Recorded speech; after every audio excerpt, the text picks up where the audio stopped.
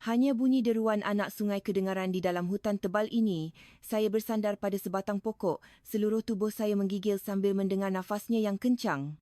Tidak pernah saya sangka pada usia 62 tahun, saya akan terjerat dalam pelukan seorang lelaki asing berusia 64 tahun di tengah-tengah hutan pada waktu siang sebegini. Saya takut jika ada yang melihat, tetapi saya tidak dapat berhenti.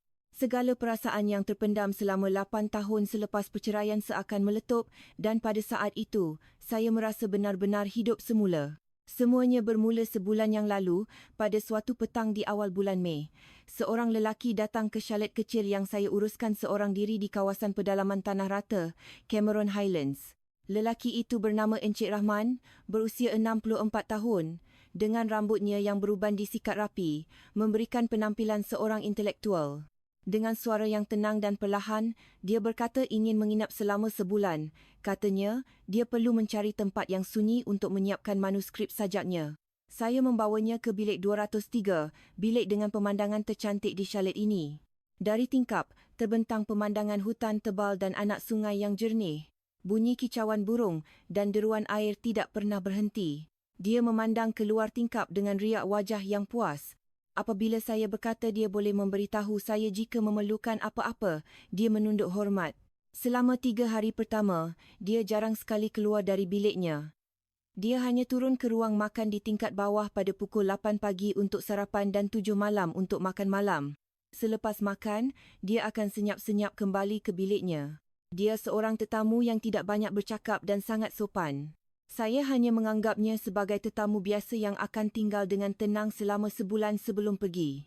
Namun, pada malam keempat, buat pertama kalinya dia tidak terus pulang ke bilik selepas makan malam. Ketika saya sedang membasuh pinggan, dia dengan berhati-hati menegur saya. Dia bertanya, "Tidakkah sukar menguruskannya seorang diri?" Katanya lagi, "Puan sungguh hebat, bukan kerja mudah melakukan semuanya sendirian tanpa pekerja." Saya menjawab dengan tenang, "Sudah 8 tahun saya bercerai dan hidup sendiri jadi saya sudah biasa, malah saya lebih selesa bersendirian." Mendengar itu, dia mula menceritakan kisah hidupnya. 5 tahun lalu, isterinya meninggal dunia akibat kanser. Dia mempunyai 2 orang anak lelaki, tetapi kedua-duanya tinggal di Kuala Lumpur, dengan kehidupan masing-masing dan jarang sekali menghubunginya. Suaranya dipenuhi dengan nada kesunyian yang mendalam. Malam itu, buat pertama kalinya, kami berbual panjang. Kami berkongsi cerita tentang kesunyian, luka masa lalu dan kehidupan kami sekarang. Dia bercerita dengan jujur, selama 5 tahun, dia tidak mampu melakukan apa-apa kerana terlalu merindui isterinya. Setiap kali cuba menulis sajak, tiada satu baris pun yang terhasil. Katanya, datang ke sini adalah peluang terakhirnya. Jika di sini pun tidak berhasil, dia berhasrat untuk berhenti menulis sajak. Saya menasihatinya supaya tidak terburu-buru, bahawa dia hanya memerlukan masa. Dia kemudian bertanya, "Pernahkah Puan bertemu dengan sesiapa selepas bercerai?" Saya menggelengkan kepala. Saya memberitahunya bahawa saya bercerai kerana suami saya curang berkali-kali dan sejak itu saya menjadi muak dengan lelaki. Selama 8 tahun, tidak pernah sekali pun terdetik di hati saya untuk mendekati sesiapa. Tetapi malam itu, saya merasakan sesuatu yang berbeza dalam renungan matanya. Bukan sekadar simpati atau pujukan, tetapi pemahaman dan empati yang mendalam yang hanya boleh difahami oleh orang yang pernah melalui kesunyian yang sama. Dan di dalam renungan itu, terselit juga minat yang berhati-hati terhadap saya. Seminggu berlalu, kami makan malam bersama setiap petang dan berbual panjang. Kami bercakap tentang sastera, tentang kehidupan, tentang kesunyian. Dia ternyata seorang yang jauh lebih kelakar dan mesra daripada yang saya sangkakan. Saya mula menanti-nantikan waktu untuk berbual dengannya. Pada suatu petang, dia mencadangkan sesuatu. "Esok cuaca nampaknya cerah. Sudikah Puan berjalan-jalan dengan saya?" Saya tahu ada denai hutan yang indah di belakang chalet. Saya terus bersetuju. Keesokan petangnya, kami berjalan bersama menyusuri denai hutan di belakang chalet. Kehijauan bulan Mei begitu memukau.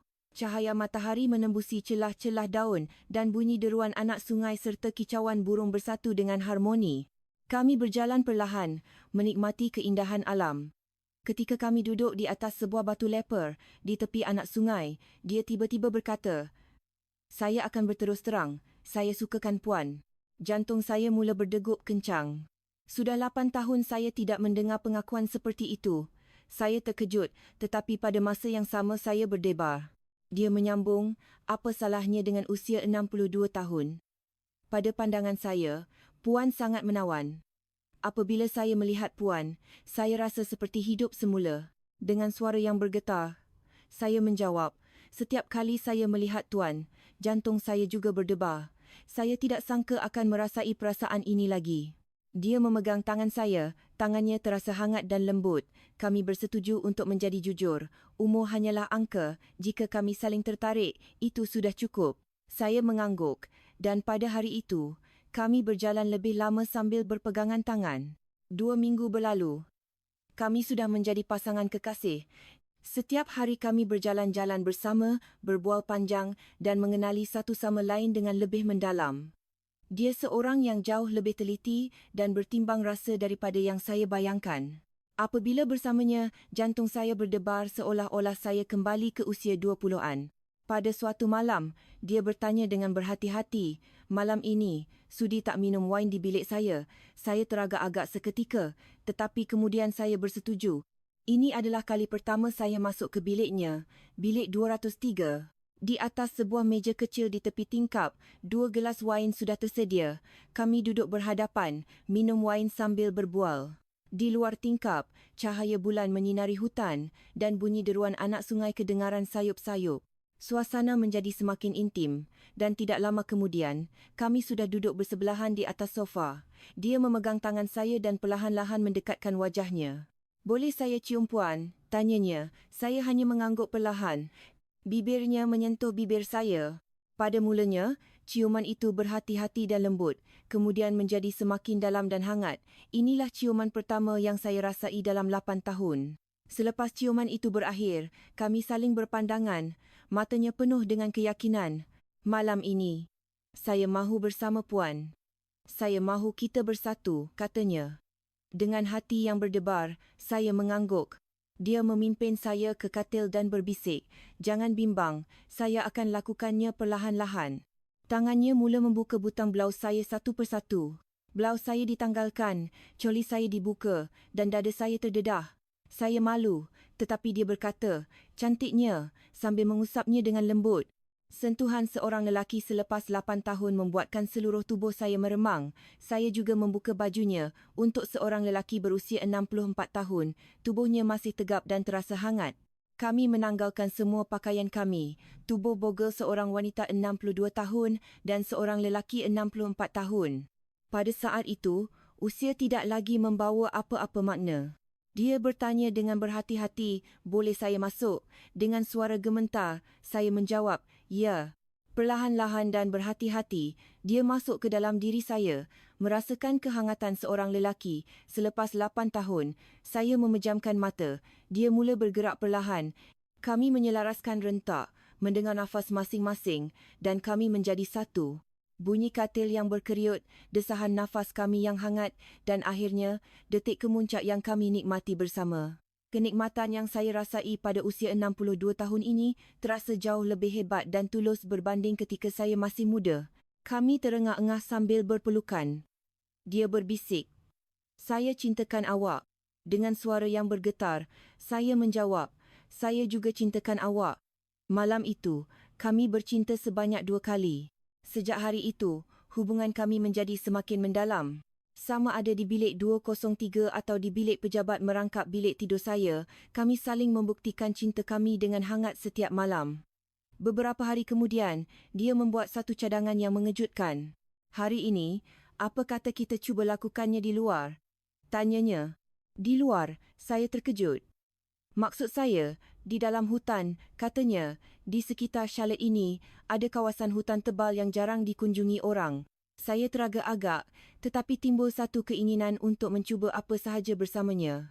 Pada sebelah petang, kami masuk ke dalam hutan tebal di belakang Charlotte. Kami menuju ke satu tempat tersembunyi yang jarang dijejaki manusia, di mana hanya bunyi deruan anak sungai kedengaran. Pokok-pokok yang rendang menyebabkan cahaya matahari hanya masuk secara samar-samar, walaupun pada waktu siang. "Saya nak buat di sini," katanya. Dengan hati yang berdebar, saya mengangguk. Kami mula menanggalkan pakaian masing-masing.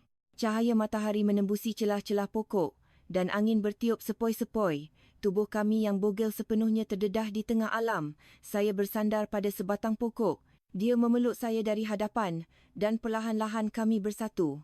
Di dalam hutan, sambil bersandar pada pokok, kami bercinta dengan penuh gairah. Bunyi deruan anak sungai, kicauan burung, desiran angin dan desahan nafas kami yang hangat bersatu padu. Bercinta di tengah alam memberikan satu dimensi kebebasan yang berbeza. Di dalam hutan tebal yang sunyi ini, kami dapat menyerah sepenuhnya kepada naluri. Usia, maruah, semuanya kami lupakan dan kami hanya merasakan kehadiran satu sama lain. Apabila tiba di kemuncak, kami mencapainya bersama-sama lalu terbaring di atas tanah, tercungap-cungap. Dia berkata, "Awak dah jadi sangat berani." Saya menjawab, "Ini semua kerana awak. Bersama awak, saya rasa ingin melakukan apa sahaja. Saya rasa seperti kembali ke usia 20-an. Keesokan harinya, kami menuju ke anak sungai. Kira-kira 10 minit berjalan kaki dari chalet, terdapat satu kawasan anak sungai dengan batu-batu besar yang terhampar. Air jernih mengalir di celah-celah batu, menghasilkan bunyi yang menenangkan. Tiada sesiapa di sekeliling. Dia mencadangkan, "Apa kata kita cuba di atas batu ini?" Saya nak bercinta sambil mendengar bunyi air dan bermandikan cahaya matahari. Dengan hati yang berdebar, saya bersetuju. Di atas sebuah batu leper di tepi anak sungai, kami menanggalkan pakaian kami.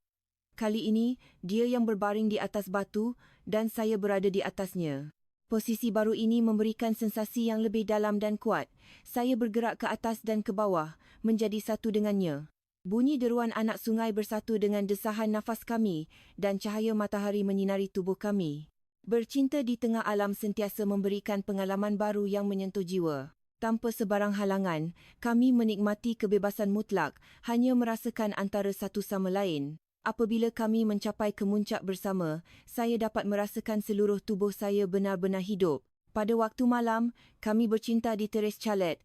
Langit malam dipenuhi dengan kelipan bintang. Dia berkata dia mahu bercinta sambil melihat bintang dan saya dengan senang hati bersetuju.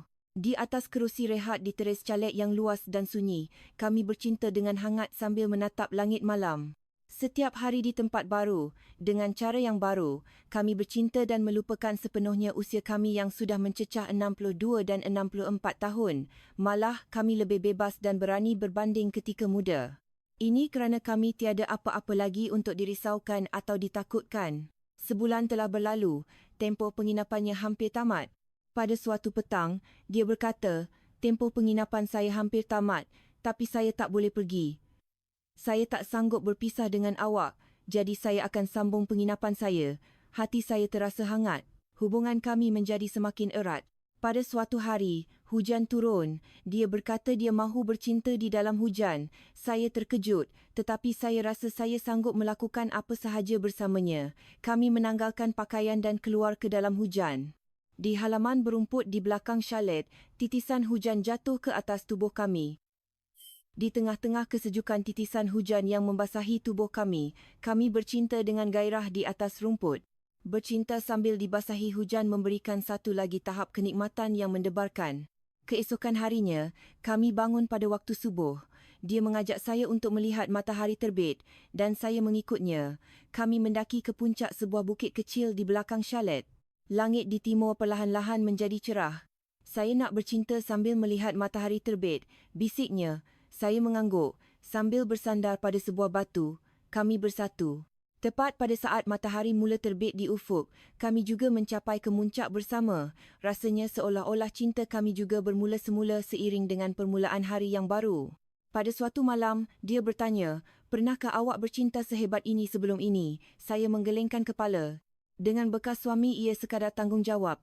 "Tetapi dengan awak, ini cinta sejati," jawab saya. Dia juga berkata, "Dengan arwah isteri saya pun tidak sampai begini. Dengan awak, semuanya terasa baru." Kemudian, dengan riak wajah yang serius, dia bertanya, "Bolehkah kita terus hidup bersama seperti ini?" "Saya mahu berkahwin dengan awak." Jantung saya berdegup kencang. Berkahwin semula pada usia 62 tahun, saya tidak pernah membayangkannya. Tetapi bersamanya saya rasa ia mungkin. Saya menjawab, "Ya." Malam itu, kami berjanji untuk berkahwin dan kami bercinta sebanyak 3 kali. Setiap hari kami mencari tempat baru untuk bercinta.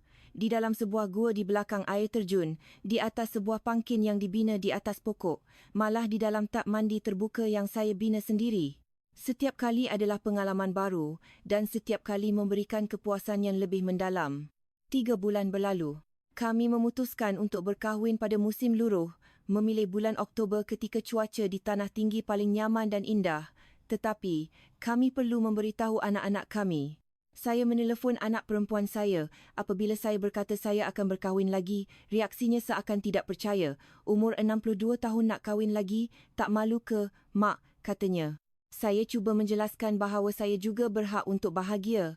Tetapi dia terus memarahi saya. Mak tak fikir ke fasal kami. Dia juga menelefon anak lelakinya. Reaksi pertama anaknya adalah tentang harta. Perempuan tu nakkan harta ayah, kan? Umur dah 64 tahun, cinta apa lagi? Dia menuduh. Rahman cuba menjelaskan bahawa kebahagiaan lebih penting daripada harta, tetapi anaknya terus membantah perkahwinan itu sebelum memutuskan panggilan. Seminggu kemudian, anak perempuan saya datang ke chalet. Tolonglah sedar diri, Mak. Kahwin pada usia macam ni memang tak masuk akal, jeritnya. Apa saya nak cakap pada kawan-kawan? Saya malu. Saya menjawab dengan tenang. Adakah maruah lebih penting? Kebahagiaan mak tak penting ke? Anak saya mengisytiharkan akan memutuskan hubungan jika saya berkahwin lagi, lalu pergi dengan marah. Anak lelaki Rahman juga datang. Macam mana dengan harta ayah? Ayah fikir tak semua akan jatuh ke tangan perempuan tu, bentaknya. Rahman menjawab dengan tegas. Harta tu urusan ayah. Perkahwinan ini dah muktamad. Malam itu, kami berpelukan. Saya mula terfikir untuk berputus asa. Jika anak-anak membantah, adakah ini pilihan yang betul? Tetapi dia berkata dengan tegas, adakah anak-anak yang akan menjaga hidup kita? Dia bertanya, cuba fikir betul-betul, berapa kali anak perempuan awak datang melawat dalam setahun? Saya menunduk. Mungkin sekali setahun, atau mungkin tidak.